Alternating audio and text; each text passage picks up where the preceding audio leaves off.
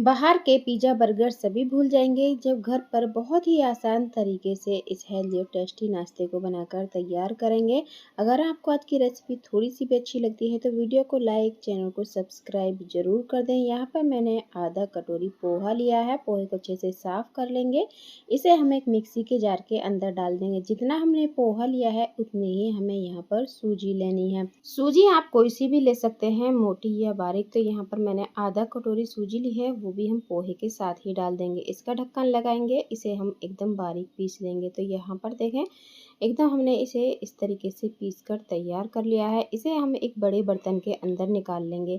इसके टेस्ट के हिसाब से नमक डाल देंगे। मैंने आधा छोटी चम्मच नमक डाला है। नमक डालकर अच्छे से मिला लेंगे और यहाँ पर हल्का गुनगुने पानी से इसका एक मुलायम सा आटा लगाकर तैयार कर लेंगे। पानी को एक साथ नहीं डालेंगे, इस तरीके से थोड़ा थोड़ा करते हुए अच्छे से मिक्स कर लेना है और इसका एक मुलायम सा आटा लगाकर तैयार कर लेना है। तो इस तरीके से जब नाश्ता बनाएंगे तो बच्चों को बहुत ज़्यादा पसंद आता है और इसे वो खुशी खुशी खा लेते हैं। तो एक बार इस तरीके से बनाकर देखें, घर में सभी को पसंद आएगा। अब यहाँ पर हाथ से अच्छे से मसलते हुए जिस तरीके से हम रोटी के लिए आटा लगाते हैं, बस इस तरीके से हमें आटा लगा लेना है। तो यहाँ पर इसे थोड़ा सा मुलायम ही रखना है क्योंकि सूजी और पोहा है, तो ये लगने के बाद आटा जो है थोड़ा सा टाइट हो जाता है, इसलिए पहले ही थोड़ा सा हल्का सा इसे मुलायम लगाकर तैयार करेंगे। यहाँ पर हाथ से अच्छे से मसलते हुए हल्का सा चिकना कर लेंगे और ढककर 5 मिनट के लिए सेट होने के लिए छोड़ देंगे। तो यहाँ पर मैंने इसे 5 मिनट के लिए रख दिया है। इतने हम आगे की तैयारी कर लेते हैं। मैंने गैस के ऊपर एक पैन रखा है, 2 चम्मच यहाँ पर तेल डाल दिया है और एक मीडियम साइज़ की प्याज ली है, उसे हम बारीक काट कर डाल देंगे। तो यहाँ पर इसे हल्का सा कलर चेंज होने तक भून लेंगे। ज़्यादा कलर चेंज नहीं करेंगे, बस इतना पकाएंगे कि इसका कच्चापन चला जाए। तो यहाँ पर हमें बस मीडियम फ्लेम पर इसे चलाते हुए प्याज को पका लेना है। साथ में ही हम यहाँ पर डालेंगे बारीक कटी हुई हरी मिर्च। तीखा आप अपने हिसाब से कम या ज़्यादा रख सकते हैं। मैंने यहाँ पर एक हरी मिर्च ली है, उसे बारीक काट कर डाल दिया है। साथ में ही हमने थोड़ी सी गाजर ली है, इसे भी हमने बारीक टुकड़े में काट कर डाल ली है। गाजर मैंने आधी ली है, अगर आप चाहें तो इसकी क्वांटिटी को बढ़ा सकते हैं। आधा टुकड़ा शिमला मिर्च का लिया है, उसे भी हमने छोटे टुकड़ों में काट कर डाल दिया है। यहाँ पर मैंने आधा टमाटर लिया है, उसे भी हमने छोटे छोटे टुकड़ों में काट कर डाल दिया है। आप चाहें तो यहाँ पर सब्जियाँ और भी ऐड कर सकते हैं, जैसे पत्ता गोभी या फिर हरी आलू की प्याज जो होती है वो डाल सकते हैं और आप अपनी पसंद से कोई भी सब्जी इसके अंदर ऐड कर सकते हैं। यहाँ पर बस इसे लो फ्लेम पर हमें अच्छे से पका लेना है जब तक इसका कच्चापन ना चला जाए। तो यहाँ पर देखें, सारी सब्जियाँ जो हैं अच्छे से भुन गई हैं। अब हम इसके अंदर थोड़े से मसाले डाल देते हैं। तो मैंने आधा छोटी चम्मच कुटा हुआ जीरा डाला है, आधा छोटी चम्मच कुटी हुई लाल मिर्च डाली है, थोड़ी सी यहाँ पर काली मिर्च का पाउडर डाला है। नमक डाल देंगे यहाँ पर टेस्ट के हिसाब से। तो मैंने आधा छोटी चम्मच नमक डालकर अच्छी तरीके से मिक्स कर लिया है। मसाले इसके अंदर आप और भी ऐड कर सकते हैं, जैसे मैगी मसाला या फिर गरम मसाला भी डाल सकते हैं। मैंने बस यही मसाले डाले हैं, इन्हें डालकर अच्छी तरीके से मिक्स कर लिया है। बहुत ही टेस्टी और मज़े का नाश्ता बनेगा। बच्चों को तो ये बहुत ही ज़्यादा पसंद आता है। देखें, अच्छे से चलाकर हमें मिला लेना है और यहाँ पर सारी चीज़ें जो हैं अच्छे से भुन गई हैं। तो इसे हम एक प्लेट के अंदर निकाल लेंगे और इसे ठंडा होने देंगे। तो मैंने इसे एक प्लेट के अंदर निकाल कर ठंडा कर लिया है और इतने हम आगे की तैयारी कर लेते हैं। तो यहाँ पर इतना ये ठंडा हो रहा है, हमने जो आटा लगा कर रखा है उसे एक बार हाथ से मसल लेंगे। मसलने के बाद इसमें से छोटे छोटे साइज़ की लोइयाँ तोड़ लेंगे। तो यहाँ पर इतने आटे में से 4 लोई मेरी बनकर तैयार हुई हैं। इसे सूखे आटे में लगाएंगे और इसकी एक रोटी बनाकर तैयार कर लेंगे। तो यहाँ पर देखें, मैंने इस तरीके से रोटी बेल ली है। इसमें हमने सूजी और पोहा डाला है, तो इसकी जो किनारी हैं हल्की हल्की फट रही हैं। तो इस तरीके से पहले पतला सा बेल लेंगे और एक बर्तन ले लेंगे गोल, कोई भी कटोरी वगैरह। तो इससे इस तरीके से बीच में रखकर इसकी जो साइड है इन्हें हटा देंगे तो रोटी हमारी एकदम गोल बनकर तैयार हो जाएगी। तो यहाँ पर देखें, बस मैंने एक कटोरी ली है, इसे इस तरीके से बीच में रखकर जो साइड में आटा है उसे हटा देंगे। रोटी हमारी बिल्कुल गोल जो है बनकर तैयार हो जाएगी। इसी तरीके से मैंने सारी रोटी बनाकर तैयार कर ली हैं। अब जो हमने सब्जियों को ठंडा होने के लिए रखा है वो ठंडी हो गई हैं और यहाँ पर मैंने एक कटोरी चीज़ ली है। ये घर की बनी हुई चीज़ है, तो मैंने इसे अच्छे से कद्दूकस कर कर इस सब्जियों के अंदर मिला दी है। बच्चों को तो ये नाश्ता बहुत ज़्यादा पसंद आता है। आप चाहें यहाँ पर पनीर या चीज़ कोई भी चीज़ ऐड कर सकते हैं, आपको जो पसंद है।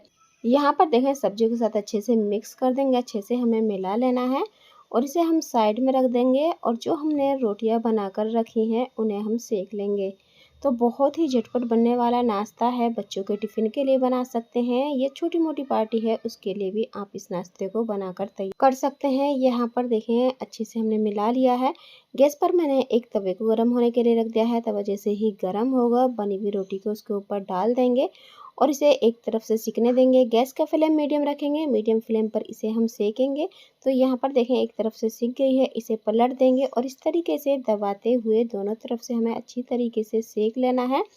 तो यहाँ पर बस इस तरीके से कपड़े से या इस तरीके से किसी भी करछली वगैरह से इस तरीके से दबाते हुए सेकेंगे तो अच्छी तरीके से ये सिक जाएगी। बहुत ही जल्दी ये सिक जाती है, इन्हें सीखने में ज़्यादा टाइम नहीं लगता। तो यहाँ पर एक रोटी मैंने इस तरीके से सेक ली है और इसी तरीके से बाकी की रोटियों को भी हम सेक कर तैयार कर लेंगे। तो यहाँ पर देखें सारी रोटियों को मैंने इसी तरीके से सेक कर पहले तैयार कर लिया है। देखें सारी रोटी सीख गई हैं। अब एक रोटी लेंगे, इसके ऊपर हम केचप लगा लेंगे। यहाँ पर मैंने 1 चम्मच केचप ली है, उसे अच्छे से पूरी रोटी के ऊपर इस तरीके से फैला देंगे और अच्छे से फैलाने के बाद इस रोटी के हम 2 हिस्से कर लेंगे। इसे हमने 2 टुकड़ों में काट लेना है। तो बीचों बीच इस तरीके से चाकू से काट लेंगे, बहुत ही आसान तरीके से इसके 2 हिस्से हो जाएंगे। तो एक रोटी में से 2 हमारे नाश्ते बनकर तैयार हो जाएंगे। तो 4 रोटी से हमारे 8 नाश्ते बन जाते हैं। तो यहाँ पर देखें एक रोटी के मैंने 2 टुकड़े कर लिए हैं। अब जो हमने फिलिंग बनाकर रखी है 1.5 से 2 चम्मच इस रोटी के ऊपर इस फिलिंग को रखेंगे। तो इस तरीके से हम नाश्ते को बहुत ही जल्दी और आसान तरीके से बना सकते हैं, बहुत ही बढ़िया लगते हैं। तो यहाँ पर देखें मैंने 1.5 से 2 चम्मच यहाँ पर फिलिंग रख कर और इस रोटी को इस तरीके से हम चिपका देंगे। तो ये बहुत ही आसान तरीके से चिपक जाती है क्योंकि हमने इस पर केचप लगाया है। केचप की वजह से ये इस तरीके से चिपक जाती है। तो इस तरीके से हम बनाकर तैयार कर लेंगे। अब यहाँ पर थोड़ी सी जगह रह गई है तो यहाँ पर भी हाथ से थोड़े से फिलिंग को और भर देंगे और अच्छी तरीके से इसे सेट कर देंगे। इस तरीके से एक नाश्ता हमारा बनकर तैयार है और बाकी को भी हम इसी तरीके से बनाकर तैयार कर लेंगे। तो यहाँ पर देखें बस मैंने इसी तरीके से सारे नाश्ते को बनाकर तैयार कर लिया है।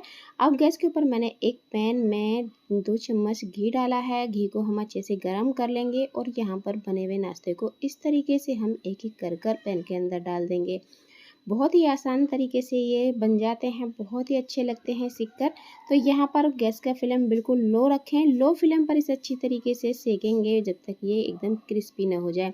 यहाँ पर देखें एक तरफ से सिक गया है, इसे हम पलट लेंगे, दूसरी तरफ से भी हम इसी तरीके से पलट कर सेक लेंगे जब तक इन पे अच्छा सा कलर ना जाए। यहाँ पर ध्यान रखें कि गैस का फ्लेम हाई नहीं होना चाहिए, लो फ्लेम पर सेकेंगे तभी ये नाश्ता अच्छी तरीके से क्रिस्पी सा सिक कर तैयार होगा। यहाँ पर थोड़ा सा मैंने घी और डाला है, आप चाहें इसे रिफाइंड तेल या फिर घी या बटर किसी में भी सेक सकते हैं। तो यहाँ पर देखें बस अच्छी तरीके से ये सिक गया है, दोनों तरफ से मैंने अच्छा सा क्रिस्पी होने तक सेक लिया है। इसे हम एक प्लेट के अंदर निकाल लेते हैं। बहुत ही बढ़िया बनता है, एक बार इस तरीके से बनाकर देखें, बच्चों को ये बहुत ज़्यादा पसंद आएगा। तो यहाँ पर देखिए बस इसी तरीके से मैंने सारे नाश्ते को बाहर निकाल लिया है। आप इसे टमाटो केचप या फिर किसी भी चटनी के साथ खा सकते हैं, बहुत ही बढ़िया लगता है। मिलते हैं किसी एक और नई रेसिपी के साथ।